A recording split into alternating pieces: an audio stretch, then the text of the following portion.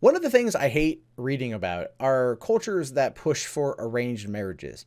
Now, I'm not a man going my own way or nothing like that, but I don't really believe in marriage. I just find it to be a social construct that doesn't necessarily add much to anything anymore. And you can disagree with me on that one, and you might, and that's totally fine. I know many people out there already do. But when I come across stories about arranged marriages that end up starting off like this, I'm not a huge fan. So it says here, parents choked, beat up, and poured hot cooking oil on their daughter, 16, after she refused marriage to an arranged partner. A 16-year-old girl was beaten by her parents after she refused an arranged marriage. Maarib Al Hishmawi, ran away from her home in January, was found in March. Her parents choked her, beat her up, and poured hot cooking oil on her body. The parents agreed to the arranged marriage in exchange for $20,000. And she was placed under Child Protective Services custody along with her 5 siblings between the ages of 5 and 15. Now, if you're thinking to yourself, did this happen in some other country? No. It happened here in America. It happened here in America, where I get it. Cultures come over here. We're the melting pot of the world. Yada yada yada yada. I totally believe in that. I think anyone should be allowed if you want to come here. But there are still some norms you want to adhere to while you're here. And trying to basically sell a 16-year-old into an arranged marriage with somebody, and when she was like, "Nuh-uh, not gonna do it, not gonna do it, not gonna happen," you proceed to beat her and then pour hot cooking oil on her. I definitely have some serious freaking problems with that. So it says here that her mom, which is a woman here in the lower right, 33 years old, beat her with a broomstick, poured hot cooking oil on her when she refused to marry a man in another city. Apparently, the parents agreed to the arranged marriage in exchange for $20,000. Bexar County Sheriff Javier Salazar said on Friday, this young lady at various times over that time period was subjected to some pretty bad abuse because she didn't want to be married to this person. Several times it was reported to us that this young lady was abused with hot cooking oil being thrown on her body. She was beat with broomsticks. So my problem with what he says there is that multiple times this was reported and multiple times the police failed to do something. And that seems to be kind of the general state of things when it comes to the police and these kind of situations, where you've got them being reported about bad things that might be happening, or bad people may be getting ready to do bad things, and their response is just that's it.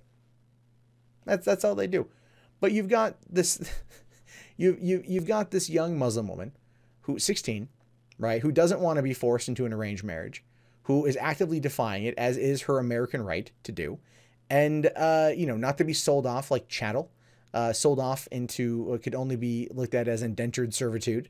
Because if her parents were violently abusing her as a way to get her to comply with this act, then you know that the dude she was going to would probably end up being the exact same. Because he wanted a young wife, a young bride to produce him with offspring. And his parents are probably like, look, hit her anywhere but the face. Don't hit her with a broomstick in the face, beat her on the back, pour the hot oil over places that are easily covered up by clothing, which in her culture is pretty much her entire body. And then, yeah, just make sure that her goodie bits are intact. Nothing down there is singed. No one likes the smell of burning hair. And then we're just going to hand her over. Now, the great thing about this is, because there is a silver lining here, is essentially that her siblings have been taken. Like I said, they're ages 5 to 15. They've been taken away. She ran away in January to get away from this. She was just found like last week. So she was gone for 2 months. That's how long she was on the run from her parents. 2 months she gotten away. And there'd also been reports about this too. So clearly someone dropped the ball somewhere down the road. So she got out of there, ran away, ended up getting in with some organization that looks after people like her that have been abused, and then eventually were able to turn it into the authorities. And the parents have been arrested. And that's good. I mean, the fact that they beat their daughter with a broomstick and they poured hot oil on her. This isn't some recreation of 50 Shades of Grey. This is a 16-year-old girl who doesn't want to live your life, that being of her parents. And as a result of this, she now has a lot of emotional scars to get through and a lot of healing to do because of how oppressive and destructive that particular culture is. And I'm not saying that if you live in that culture, you shouldn't do it. I'm saying, like, you know, that religion, that faith, that whatever. Because I think everyone has a right to their own religion, but that doesn't give you the right to beat on someone because you believe that your God or your prophet told you that they're your property. They're not. This is America. None of that shit flies here. And I'm glad they finally got called out. And the cool thing, too, the little bit of silver lining on this one, is that the homeboy that they were going to marry the girl off to, the guy who agreed to pay the dowry of 20 grand in order to basically buy this young girl who was definitely underage, in a country, by the way, where slavery was abolished in the 1860s. So, you know, that's the thing that wouldn't have happened. He's also possibly seeking to be brought up on charges for this as well. And I hope so. I hope that we can find a way in this country to absolutely positively get rid of this nonsense. We can find a way to absolutely positively do away with this kind of tradition. Because one of the things that I stand by is the fact that America is in fact the melting pot of the world, that we have that ability to accept anyone and everyone coming together to work under one country-sized roof for the betterment of all.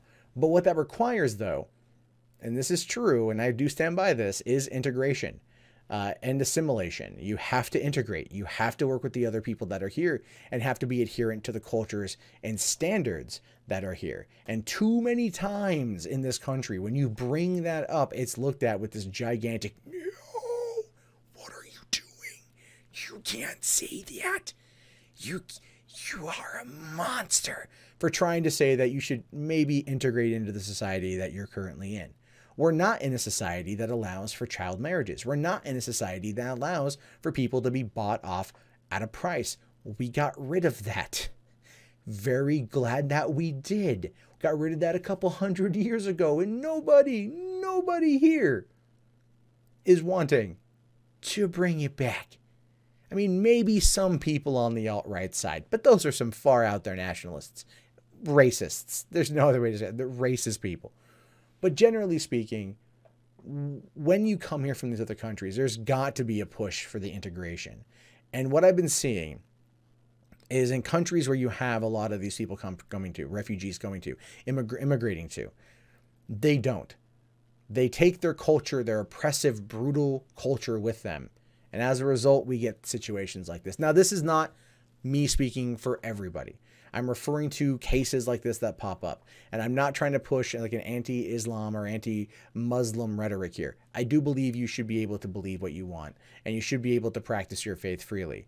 But only when that comes to you. When you start pushing it on other people and trying to sell off your child into slavery, no, fuck you. Don't pass go. Don't collect $200. Get your ass straight to jail and stay there, because you are a horrible person and you do not represent 1 ounce, 1 inch, 1 anything of what the potential of this country and its countrymen can be. What you just saw was a shorter clip from a longer show. The Rustled Podcast airs every Sunday through Thursday night at 9:30 p.m. Pacific Standard on rustled.net. Please consider subscribing to the channel as well as 3 Buck Theater and potentially becoming one of our sponsors at patreon.com/MundaneMatt. Thank you and have a great day.